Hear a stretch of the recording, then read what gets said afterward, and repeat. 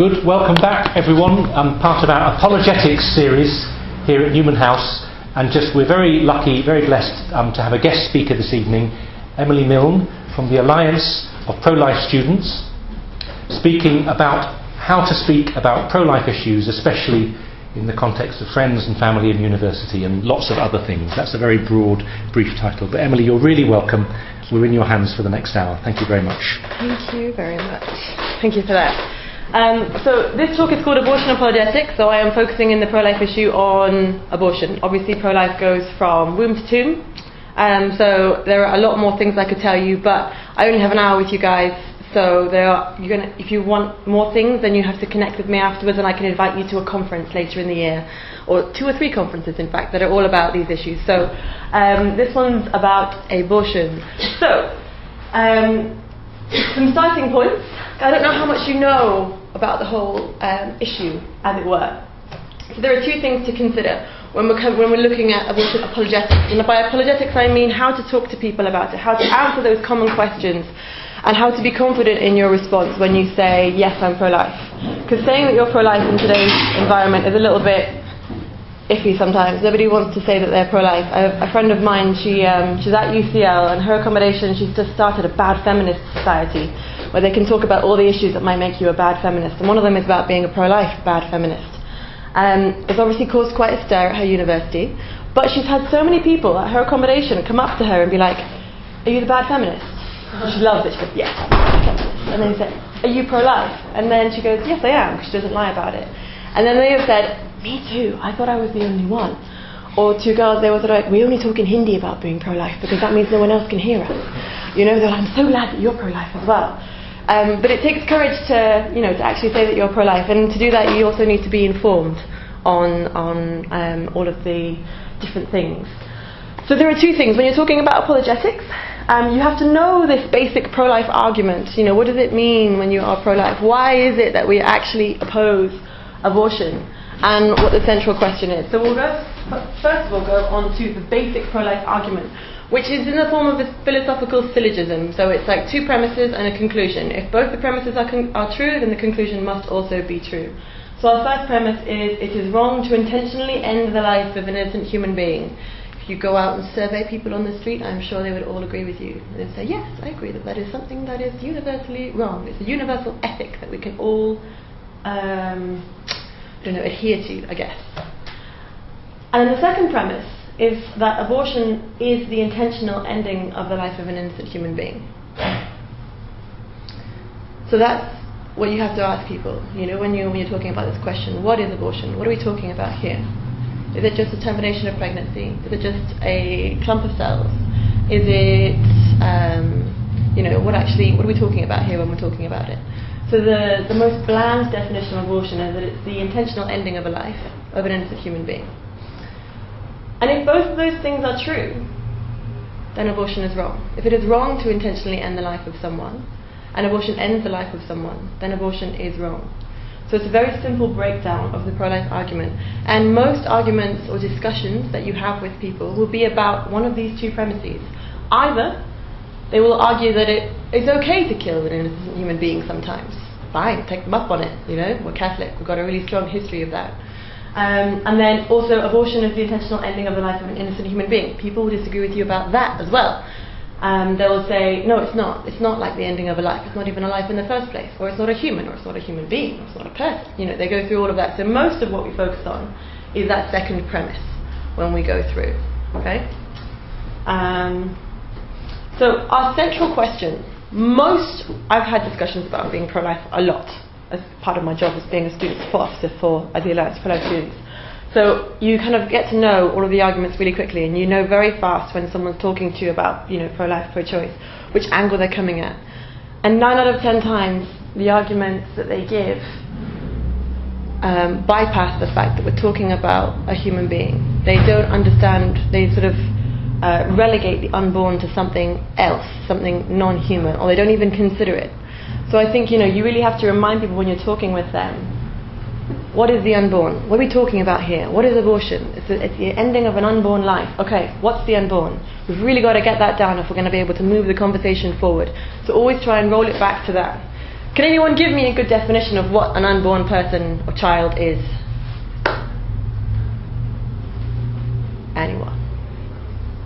Someone have a go. I won't shoot you down too hard, I promise. Like the child from conception until it actually comes out of the womb, I guess. Okay, cool. If we were going for sort of like a more like scientific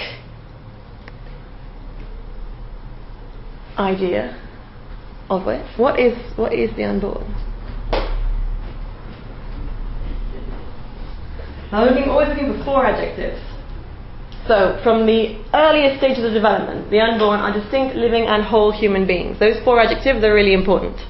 Distinct, separate from the mother, totally different. Living, it grows, okay? Whole, nothing needs to be added to make it more human, more of a person.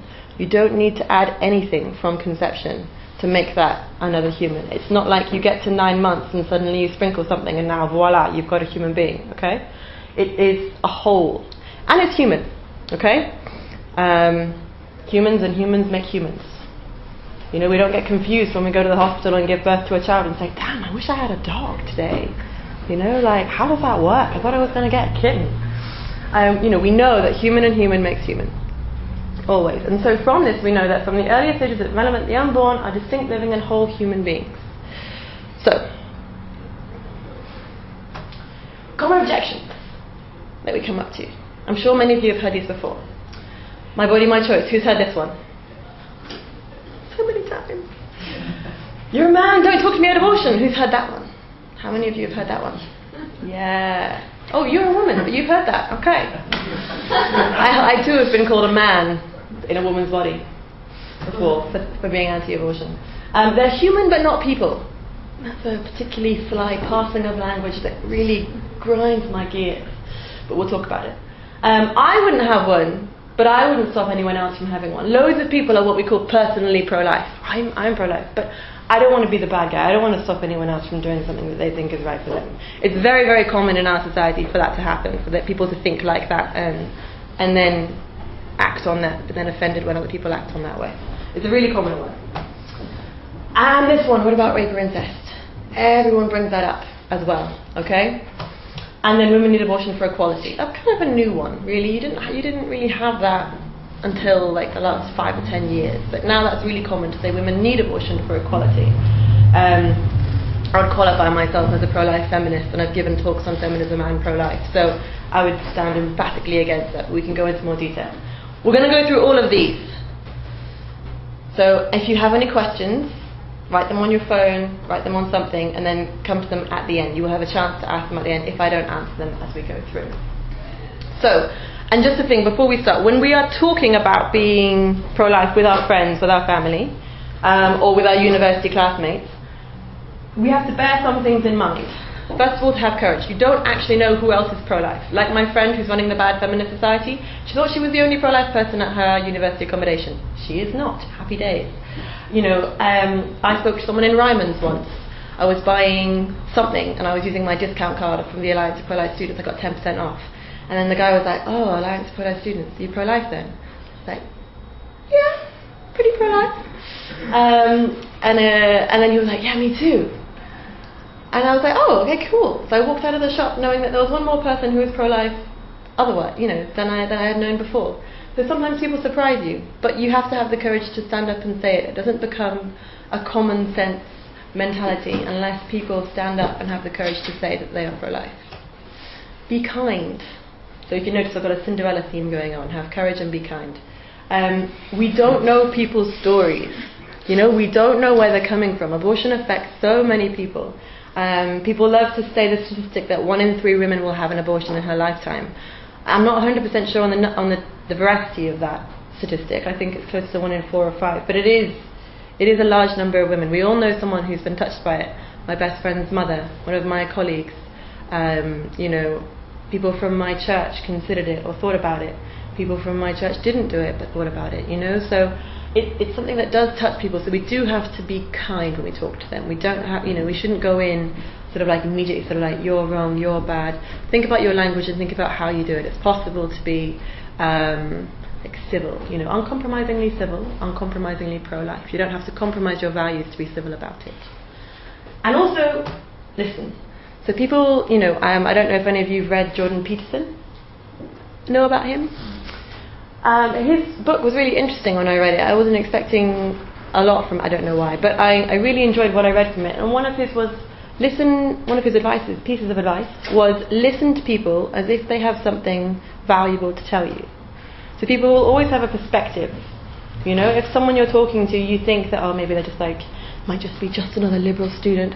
But actually they have a story, they have a history with abortion, they have a history there, and their perspective is interesting, and their perspective can help you understand why people tend to be more pro-choice than pro-life, or why we think they're more pro-choice than pro-life.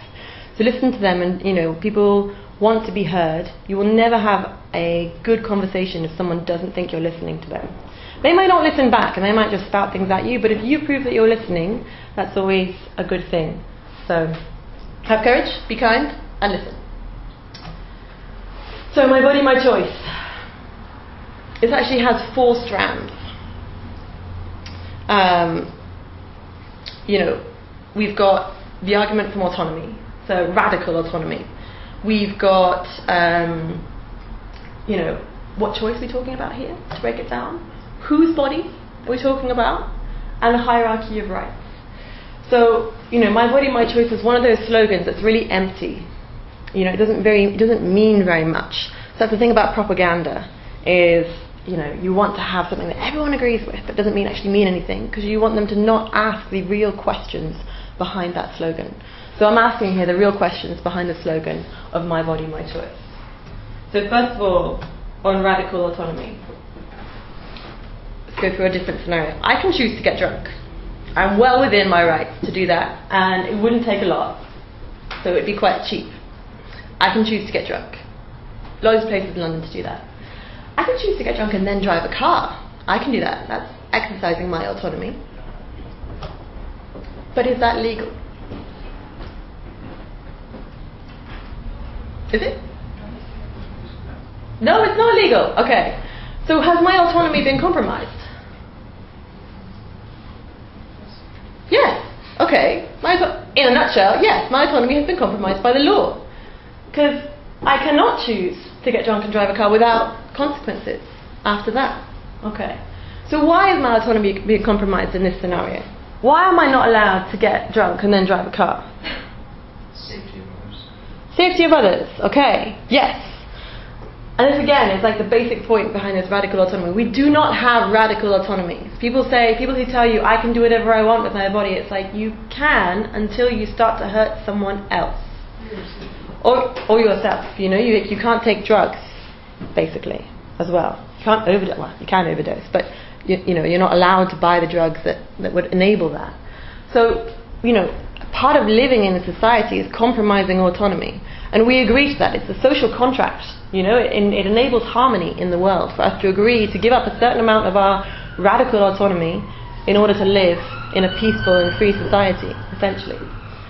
And it's the same situation with abortion. So as soon as your autonomy starts to hurt someone else, then we can compromise it. And in the abortion scenario, does your autonomy hurt someone else? Yes. At this point, if you're with someone pro-choice, I'd be like, but it's not a person. Great, let's move back to the central question. Okay, what is the unborn? So from there, after dealing with the idea of autonomy, I can do whatever I want. They'll say, well, you can because it's still your body. It's like, well, let's look at that. Go back to the science. Are they different? Why are they different? Okay, now we're on the important question. Is it a human being? Is it a human being with rights? Okay, great. Good conversation. So radical autonomy doesn't particularly hold up. And then, you know, my body, my choice. Let's talk about the choice. What choice are we talking about here?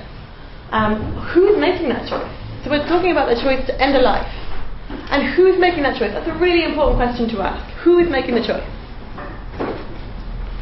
Because we like to say that it's women making the choice all the time. But who's really making the choice? A lot of the time it's not the woman.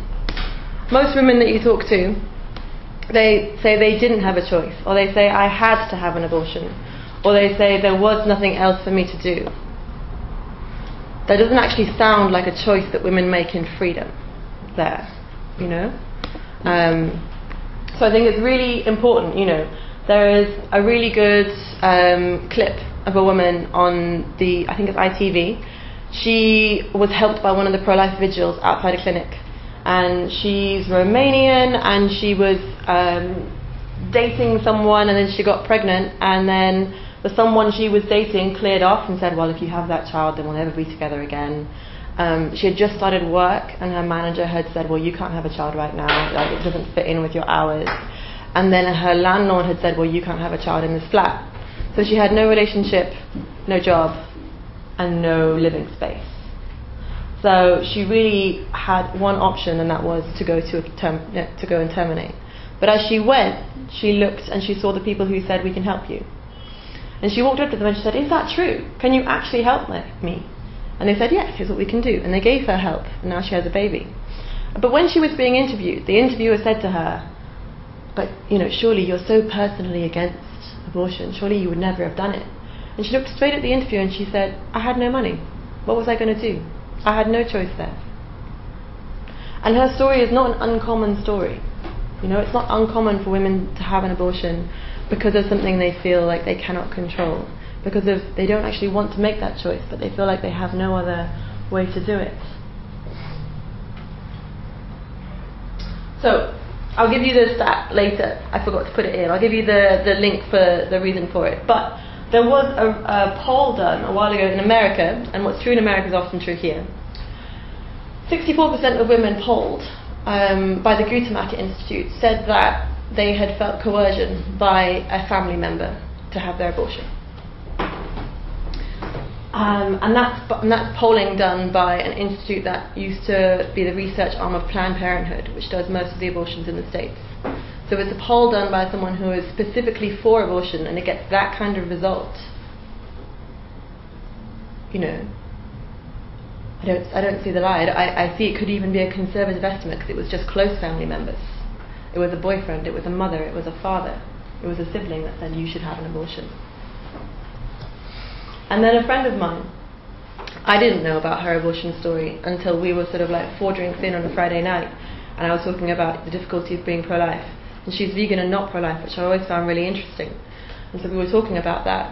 And then, you know, she told me about her story, and it turns out that she'd had an abortion when she was about 15. She was in school and she was being abused by a teacher. And she told me that he organised everything. He organised a taxi to pick her up from her house, take her to the abortion clinic, wait around until the abortion was done, and then take her home again. Her parents never knew, nobody ever found out. She didn't really tell anyone, she couldn't really talk to her friends about it. And she told me, I've never felt like I had less choice than in that moment. And she goes, I don't know if that makes me pro-life or not, because I would never do it again if I had the choice. I think that's a really key thing, you know. If I had the choice, I wouldn't want to do it again. Or I wouldn't want to do it in the first place, if I had the choice. So it's not really about choice, you know. It doesn't really help women by providing them access to abortion. And then whose body are we talking about as well? You know, people say, my body, my choice. We say, okay, it is your body.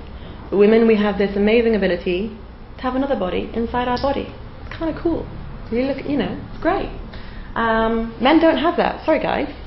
You know, but you can appreciate it. Okay, and it's a very unique situation, and this idea that we have to, you know, say that it's wrong for women, you know, or that we have to like think up this whole new way of thinking about women's bodies and the bodies inside them as property and that kind of thing. It's just really, I don't know, it's just kind of odd to think. So it's definitely difficult because, you know, you have 2 bodies existing in the same kind of space. So you do have to think about rights in that way, and, you know, how far do rights extend and that kind of thing. But we always err on the side of life in our rights, you know. We always err on the side of caution. If you think you're going to kill someone, then don't do it. You know, you don't shoot into an empty house after you hear something because it might be human. It's only when you're sure that it's not, or that they're not trying to hurt you, that you might shoot or run away or not get help or something. So, you know, when we're talking about my body, my choice, well, whose body? I remember being at the March for Life one year, and there were these protesters who were kind of like shouting, not your body, not your choice. And I was a bit sort of like, yeah, it's not your body. It's not your choice. It's not your body that's actually being killed, you know. It's a hard word to use to say that something's being killed, but it is, you know. So, and it's difficult to be pregnant, you know. It can be difficult. It's not like sunshine and roses. I'm sure we all know someone who had a difficult pregnancy. So I know two people, because I'm at that stage in my life where lots of people are getting married and getting pregnant, and they've had their first child, and their stories are sort of like a little bit sort of not that fun, you know. So I think, you know, but I don't think that killing the child would have helped them at all. It doesn't, you know, it doesn't, just because it's hard doesn't mean you shouldn't have to do it, or that you shouldn't, you know, get help for it. You should just have this easy option instead.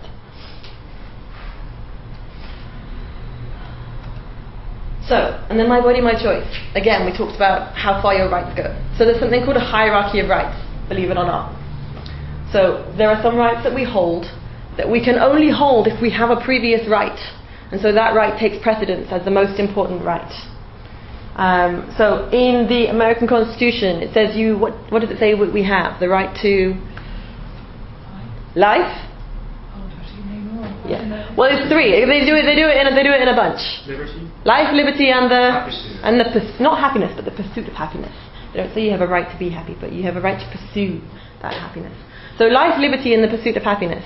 So when they were deciding whether or not slaves had the right to not be slaves, they had to decide on this hierarchy of rights. They had to think about it and be like, oh well, you know, this person says he has a right to own property, and that's true. But then this person says he has a right to be free and then not be someone else's property. Whose right takes precedence? And they were like, well, you can't have the right to have property unless you are free yourself. So that right takes precedence. You know, you cannot have this right without the others. So you cannot have the right to vote unless you're actually alive. You know.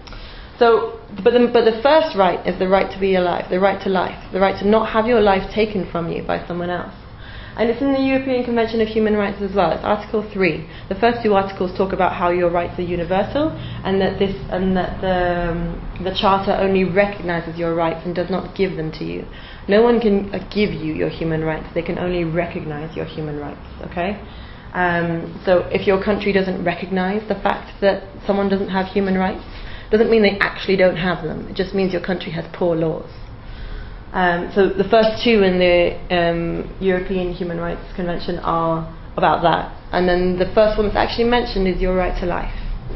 So we recognise this in our documents that govern sort of how we think about laws and how we think about the world, is that the right to life is the most fundamental right. So if we're talking about abortion, and some people are saying, oh, well, it's, you know, it's my body, it's my choice, it's like, you know, the fetus is like a tenant, I've heard that before, like a tenant in my womb, and I can evict them if I want to. It's like, okay, evict them, but don't kill them.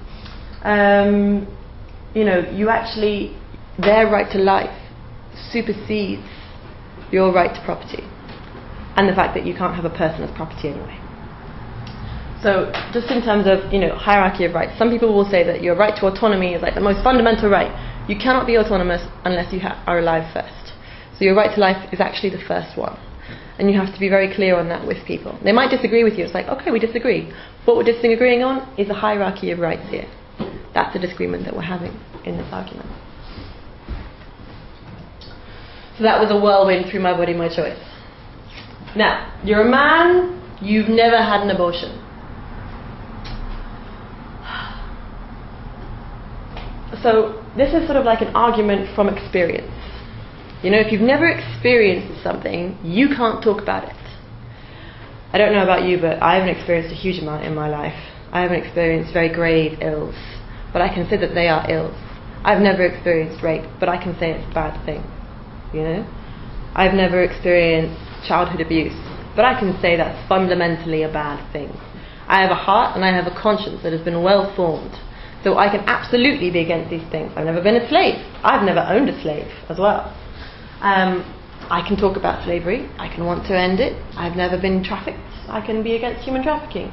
You know, we don't hold that standard for anything else except apparently abortion.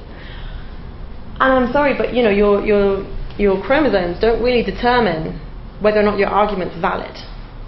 That's not how logic really works. It shouldn't be how it works at all. You know, I understand the fact that some people say, well, you can't understand the scenario, so you can't how can you really comment on it, because it means a lot to me. It's like, I appreciate it means a lot to you. I appreciate it's quite a delicate thing, but I'm not wrong because I'm a man, just like you're not wrong because you're a woman. We have different opinions, and those can be held independently of themselves without my womanhood affecting it at all. And then, you're a man or you've never had an abortion, it kind of assumes that everyone who's a woman is pro-choice, or that everyone who's had an abortion had it because they were making that free choice, and had it because they actually wanted to have the abortion. And that's just not true. So I've got 3 people up here. Does anyone know any of them? Great. Okay, so the first one, she's called Abby Johnson. She was a regional director of a Planned Parenthood clinic in America. And so she used to basically run the clinic. She won an award for how well she ran that clinic, and fulfilling those quotas of abortions and everything.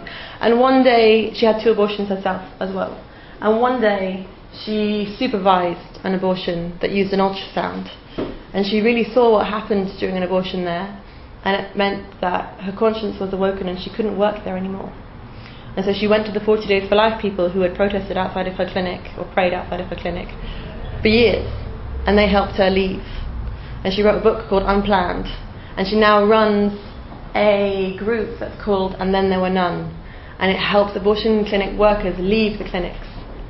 It helps, abortion doctors leave, the nurses leave, the receptionists leave. It helps people leave if they need to leave their job. She says if there are no more workers, there can be no more abortions. She's had an abortion and she's not a man. She's worked in the industry. Listen to her voice.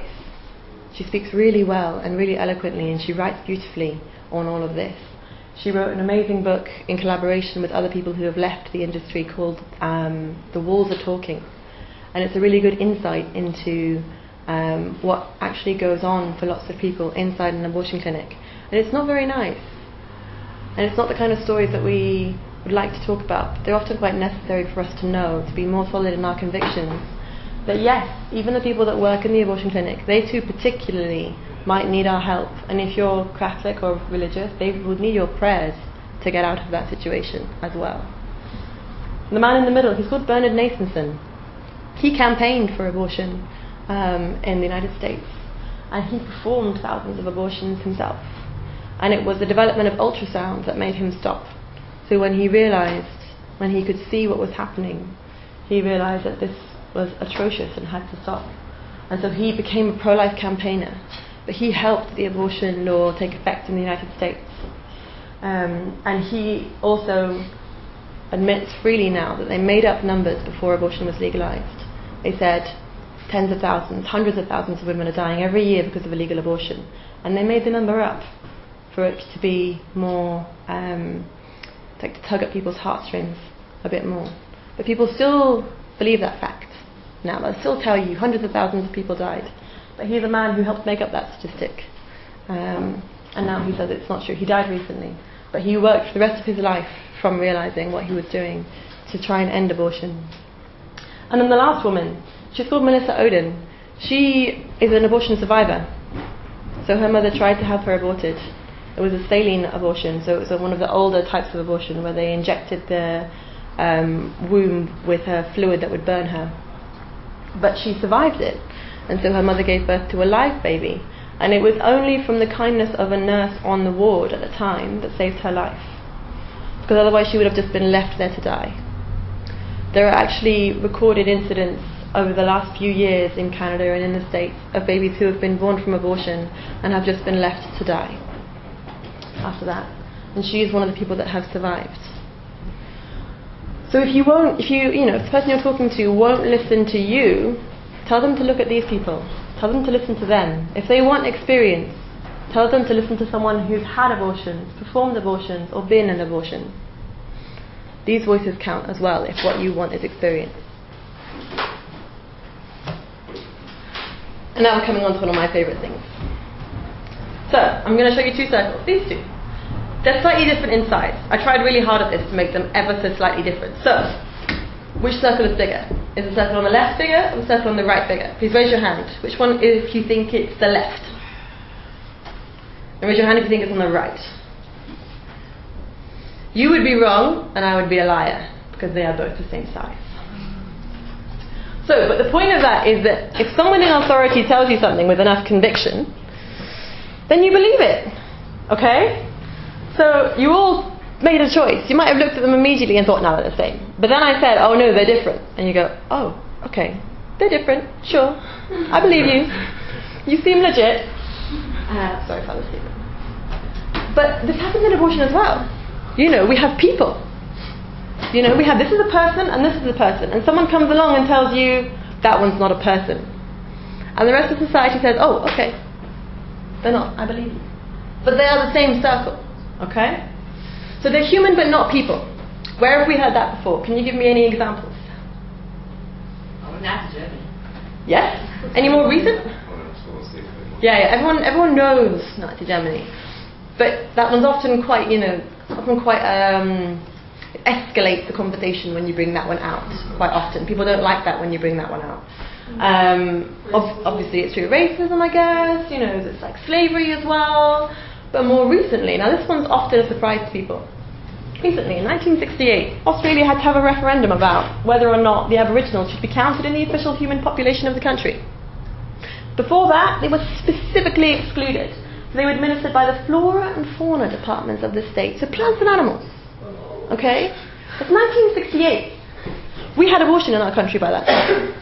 Yeah, that's only 50 years ago. So a friend of mine, she told me this. I couldn't believe it. She was like, yeah, my grandma voted. I was like, oh my God, how did she vote? And she was like, yeah, I had to ask my grandma, because my grandma was a landowner. She had people who worked on her land who were Aboriginals. And she asked her grandma once, and her grandma was like, of course I voted as their people. We all knew they were. It just wasn't convenient for them to be people, because then I would have to pay them. Because if they weren't human, you didn't have to pay them to work on your land. So that's convenience there. When convenience tells you that shouldn't be a person, it's not convenient for them to be a person. So in Australia, it was inconvenient to have the Aboriginals count as people. So they weren't. Simple as that in the law. And then I'll go back a little bit further. So in 1928, the Supreme Court of Canada, that lovely equal place with 50-50 government representation, they unanimously declared that although women are human, women are not persons in the meaning of the British North American Act to do with voting. There was a woman who was in court and she was trying to say something, and a male lawyer shouted her down and said, "You're not even a person." And this is only 1928, so it's in the last century, In May 1923, Adolf Hitler, he stated that the Jews are undoubtedly a race, but not human. Buckner Payne declared in 1867 that the Negro is not a human being. And then in 1858, going back, in the eyes of the law, the slave is not a person. So slaves weren't just African Americans, they were lots of different peoples. So, whether or not you're a slave, whether or not you're a Negro, a Jew, a woman, an Aborigine, or a fetus, you're all human, and you're all people. Anytime someone tries to make a distinction with you between human and person, they are treading very dangerous ground. They are treading the same ground that all these people have trod in the past, and it has never historically worked out for them in terms of human rights. Okay? So sometimes people might need a gentle reminder on whose company they keep if they insist on saying human but not people. Because who decides? Who decides who's a human and not a person? And when do you become outside of that circle?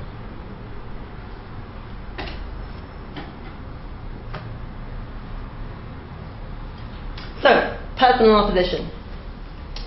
I wouldn't steal a sweet, but we shouldn't stop other people from stealing them. I learned very early on that this was a wrong thing to do, because my mum caught me stealing a sweet from Tesco's when I was about 7 and made me write an apology note. So she stopped me. She really stopped me. But, it changes your mind about things a little bit. I wouldn't steal a sweet, we shouldn't stop other people from stealing them. Yeah, maybe we should. Maybe they should learn not to steal things. Maybe that would be good for society. Okay, we should stop them from stealing things. I wouldn't bully someone, but we shouldn't stop other people from bullying them. Nobody believes that. We run campaigns to stop people from bullying other people. We say it's very bad and rightfully so. Whatever age you are, you should not be bullied. And I wouldn't hurt someone, but we shouldn't stop other people from hurting them. I'm a good person. It doesn't matter about anyone else. You know? It doesn't hold up. We live in a society where we expect the standards that we hold everyone else to hold as well. So likewise, you know, when someone says, I wouldn't have an abortion, but we shouldn't stop other women from having them, I hear those other scenarios again. You know, if I think something is wrong, then I would automatically want other people not to do that wrong thing as well. It's how it works, basically, okay? So, you know, if I think it's wrong, I don't just think it's wrong for me. You know, that's lots of people's favourite phrase. It's wrong for me. But for you, it might not be wrong, you know? We can talk about, you know, yellow might be a wrong colour for me to wear. But for you, it might be a great colour, okay? We're not talking about colours. We're not talking about ice cream flavours. We're talking about human beings and their life or death. So when you're talking about a scenario that involves objective morality, so morality that is either right or wrong, an action that is always right or always wrong, then it has to apply universally. It can't apply just to me, or we do not live in a society. We live in our own little isolated bubbles, okay? No man is an island separate from the mainland, okay? It's a John Donne poem, and it's really good. It's passed around a lot around Brexit, about no man's an island separate to itself. So, but it's true, we are not individual in this radical sense, okay? So we don't have, you know, just truly personal opinions on deep ethical issues. We always have to take a stand, because if you don't take a stand, you are on the side of the oppressor. So Desmond Tutu said that. He said, if you say nothing in the face of injustice, and you are on the side of the oppressor, you are actually helping the oppressor do that. So there was that, you know, that poem that goes, first they came for the Jews, and I was not a Jew, so I didn't speak up. Then they came for the this, and I didn't speak up because I was not this. Then they came for these people, and I didn't speak up because I wasn't those people. But then they came for me, and there was no one left to speak up for me. Okay? It works as well for the unborn. If we do not speak up for injustice wherever we find it, then we actually perpetuate that injustice and keep it from happening. Keep it happening, as it were. So, what about rape and incest? Always comes up. Now, before I respond to this one, I always try and find out what angle the person's coming from, because there are two types of people that ask this question. So someone might ask it to you just to make you look bad. They want to make sure that their brain knows and everyone around you knows that you're a bad person because you think this and it's horrible to think that. And then there are people who are genuinely curious. So you kind of have to sort through what kind of person is that. And you might get it wrong the first few times you have this conversation, but sometimes, you know, to try and find that out, I always do sort of like a quick few questions, okay? So if someone's like, well, you know, like what about if the woman was raped? And it's like, for me, I would often talk about how, okay, so, you know, you're coming at me from a point of view where abortion is acceptable in cases of rape. So would you agree with me that abortion is wrong in all the other cases, which is the other 99% of abortions? At that point, if they say yes, I would agree with you, it should be outlawed in all other cases apart from rape, then we can talk about the rape question, as we call it. But if, you know, you say, okay, well, so from that, do you agree with me that all the other abortions are wrong? They go, no, abortion should be a woman's choice. Right. Now they've told you what they really think, and you can go into the actual discussion. So try and, you know, find out where they're coming from with that question. Because it's not a fair question to ask someone if you have a good answer and they're not interested in hearing it. So find out what their real reason is for giving you that question, and then move along. So if they do tell you, okay, yes, the only thing that's stopping me from being 100% pro-life is the question about rape. Well, first of all, these two people, this woman is called Rebecca Kiesling, and she was adopted. And when she was 18, she tried to find out about her birth parents, and her mother had given her up for adoption. And on the she saw her mother's name and everything, and then she saw for her father it was just sort of like unknown, and then gave sort of like a description that sounded like a police description.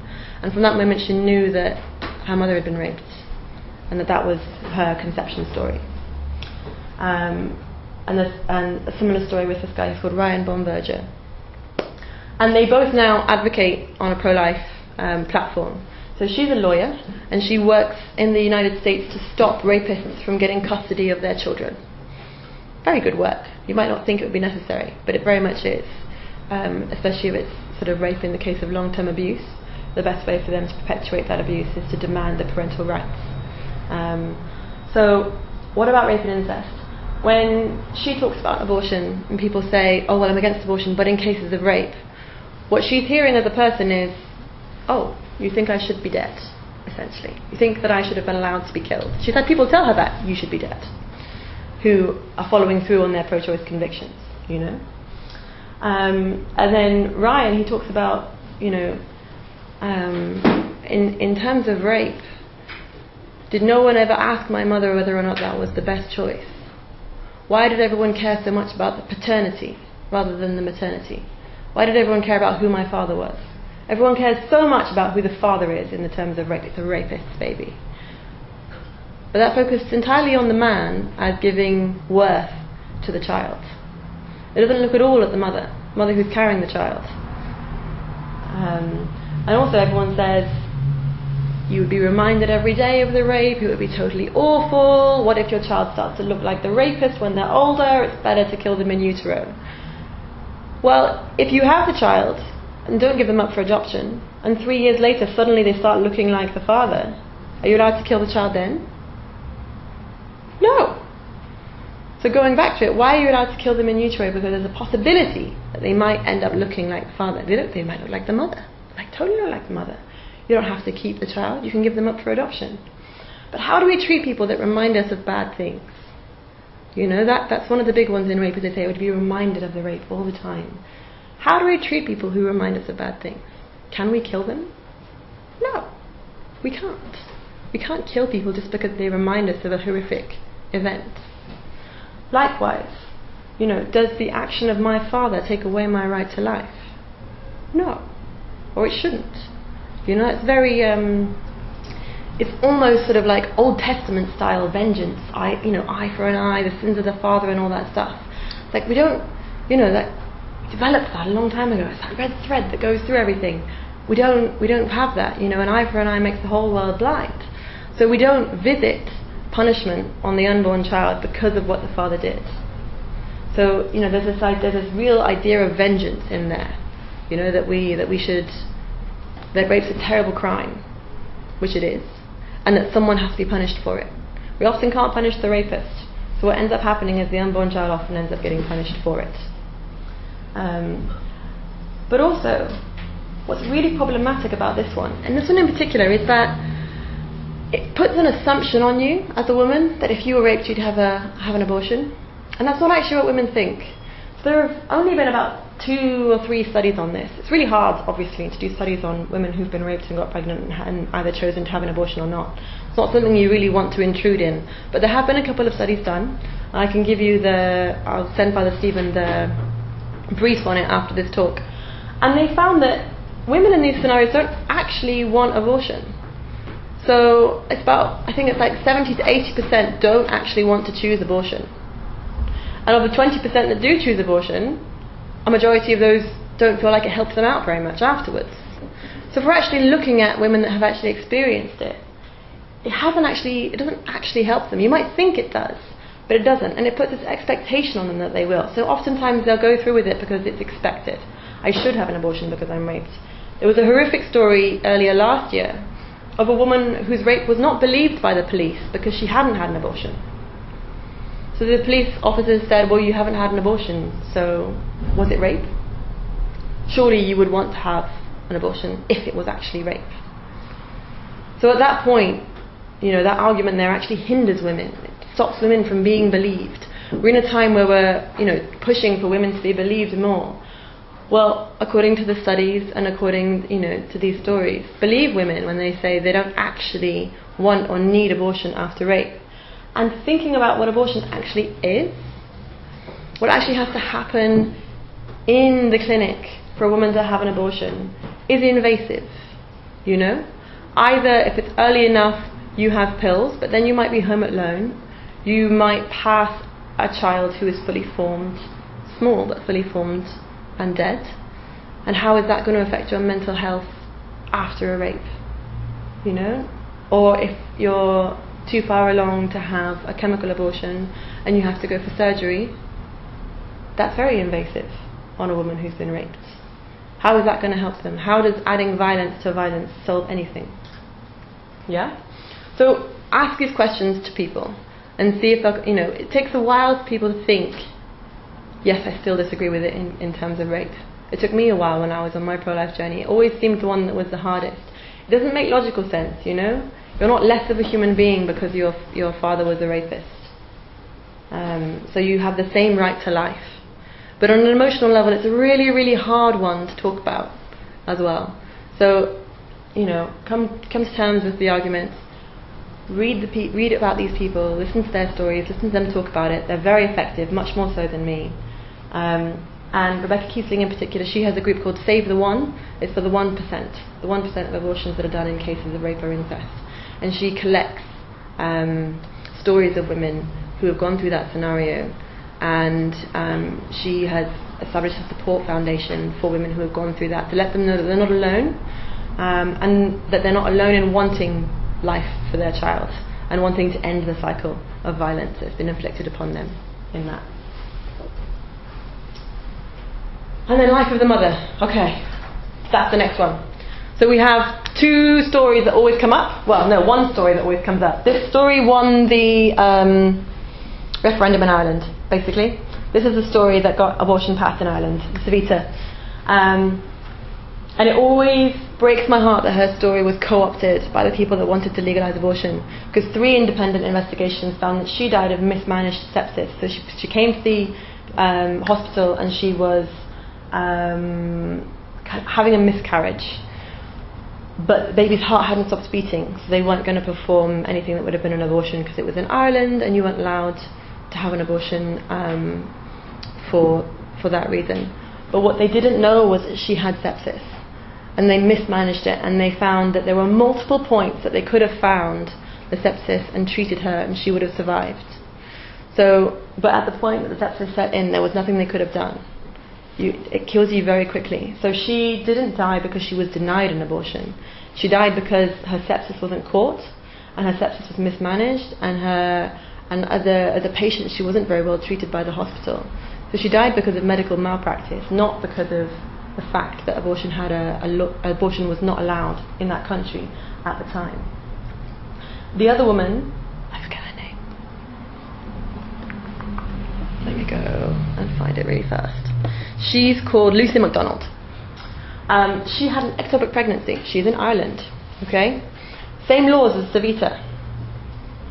So she had an ectopic pregnancy. She went to the hospital and she had what pro-choice activists would call an abortion, and it saved her life. A friend of mine in the States had an ectopic pregnancy, and they had to remove part of her fallopian tube, which ended up killing the unborn child as a result of that. So but you know, it's not the same scenario. I think, you know, most people can see a difference between acting to save the life of the mother and the consequence being that the unborn child dies, and acting just to kill the unborn child. So I don't think anyone who's pro-life would say yes, the mother should die. Especially in a case of ectopic pregnancy, it's often a case of either both die or you save one. You know, we always have a tendency to try and save as much life as possible. You save as many lives as you can. So you save the one life that you can, and you try not to harm the other one. But if it's unavoidable, then, you know, it's morally permissible. But it's a very different scenario to abortion on demand for any reason whatsoever. So, you know, and in the UK, our law, one of the grounds for abortion is life of the mother. And I think it's ground like G or something. But there's only been about 6 cases in the last 10 years. So looking at the stats, there have been 6 cases in the last 10 years, decreasing in frequency as medical knowledge has gotten better and more improved, as we would hope, where it's actually been a true case of life of the mother. So no one who's really pro-life would say that the mother has to die in order that the child might survive. We're not saying that the child must survive at all costs, at any cost whatsoever. That's kind of cruel and inhumane, and it's not truly pro-life. We're about saving as much life as possible. There is a massive difference, and if anyone talks to you, about life of the mother, try and make that difference clear with them. There is a huge difference between a direct abortion and an indirect abortion, I might call them. A direct abortion is where the intention is to end the life of the unborn child. An indirect abortion is the intent is not to end their life. The intent is to save the life of the mother. And they might die consequently, but it's not the same thing as intending to directly kill them.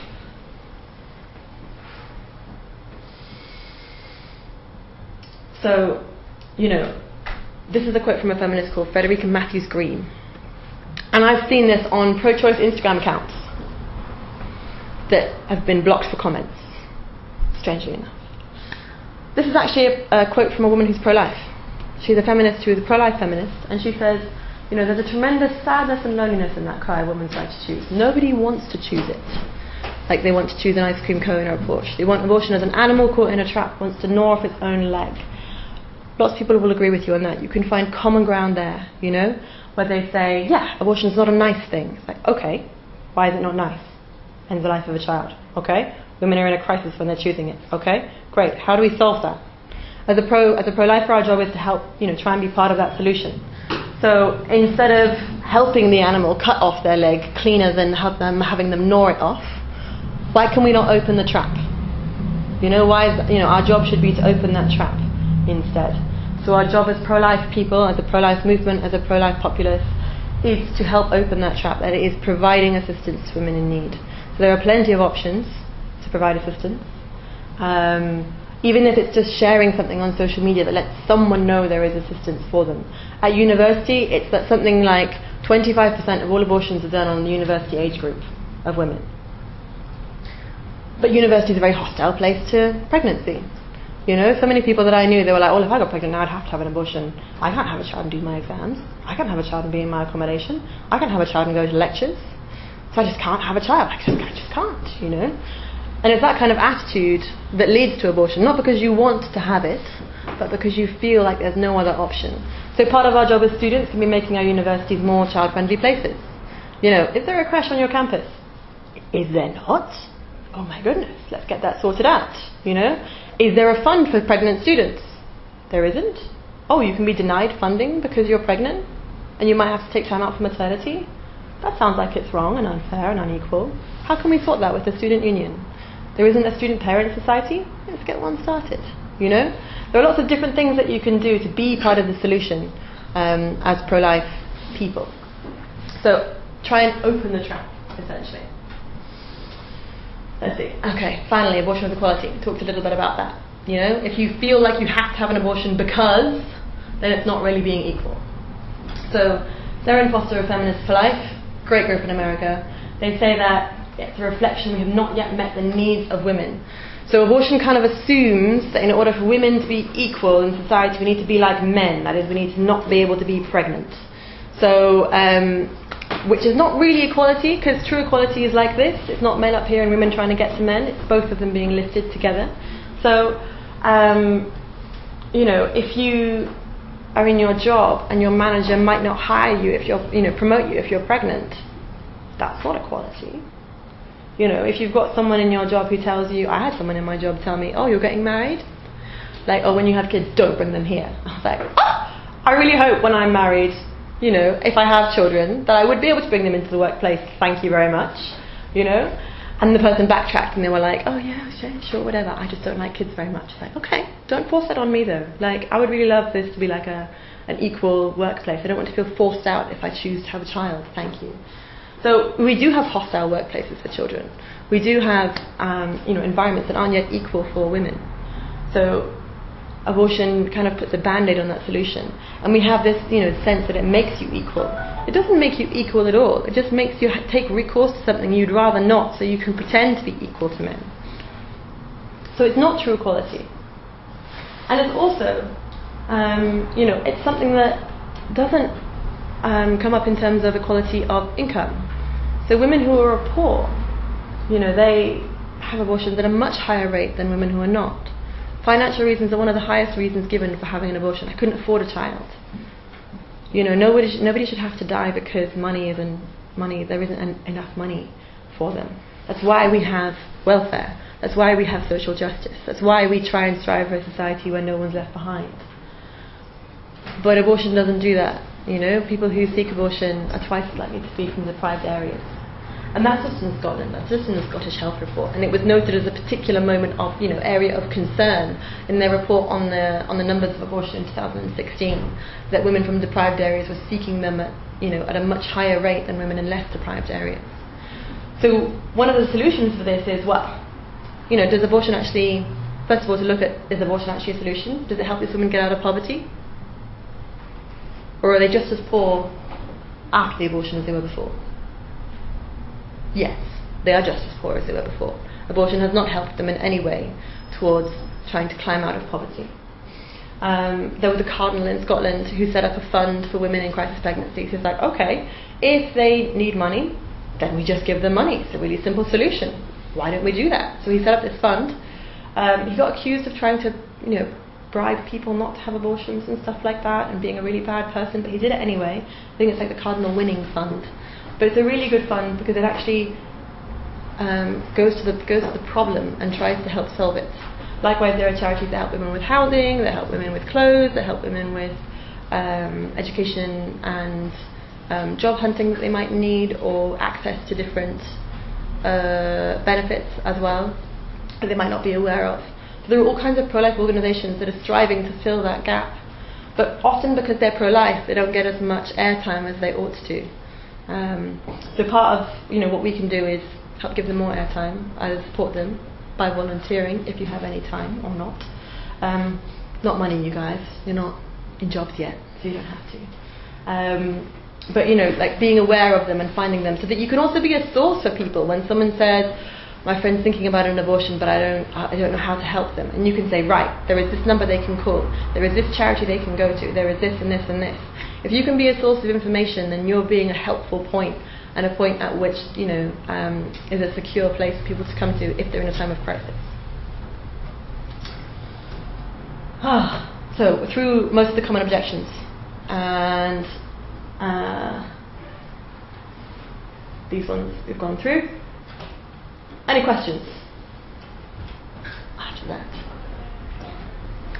Or we'll be out of time. Thank you now, and then I'll tell you what we'll do. Thank you very, very much.